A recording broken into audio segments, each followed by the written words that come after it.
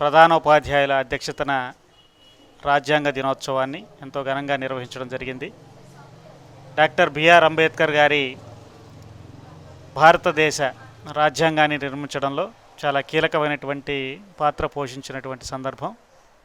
మరి వారు చేసినటువంటి విశిష్ట సేవల్ని విద్యార్థులకు తెలిసే విధంగా ఈరోజు రాష్ట్ర వ్యాప్తంగా అన్ని ప్రభుత్వ పాఠశాలల్లో ఎంతో ఘనంగా ఈ యొక్క వేడుకల్ని నిర్వహించడం అనేటువంటి జరిగింది.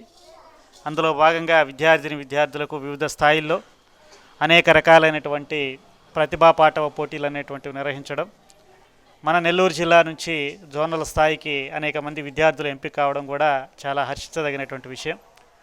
ఇందులో భాగంగానే ఈరోజు ఈ పాఠశాలలో మరి అంబేద్కర్ గారి యొక్క రాజ్యాంగ నిర్మాణానికి ఆయన చేసినటువంటి సేవలు విద్యార్థులకు తెలిసే విధంగా అనేక రకాలైనటువంటి కార్యక్రమాలు నిర్వహించడం జరిగింది.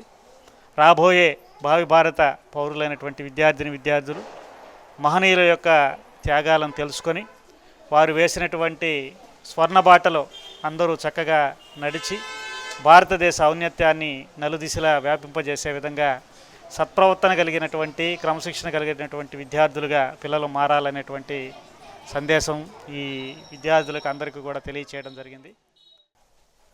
శ్రీ భాస్కర్ రావు గారి నేతృత్వంలో ఉపాధ్యాయులందరూ చాలా చక్కగా నిర్వహించారు.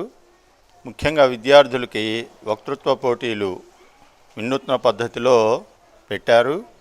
క్వశ్చన్ ఆన్సర్ పద్ధతిలో కూడా ఒక అమ్మాయి బాగా వక్తృత్వం చెప్పింది. దానివల్ల విద్యార్థుల నుంచి కూడా ఆన్సర్లు రాబట్టింది. అదేవిధంగా పిల్లలు కూడా 5వ తరగతి పిల్లలైనప్పటికీ కూడా చక్కగా రాజ్యాంగ విలువల గురించి, రాజ్యాంగ దినోత్సవం గురించి తెలియజేశారు. మరి ఈ విద్యార్థులకి శిక్షణ ఇచ్చిన ఉపాధ్యాయులందరినీ కూడా అభినందిస్తున్నాను. అదేవిధంగా విద్యార్థులను కూడా చక్కగా వాళ్ళు వక్తృత్వాన్ని బాగా చెప్పిన దానికి వాళ్ళకు కూడా శుభాకాంక్షలు తెలియజేస్తున్నాను.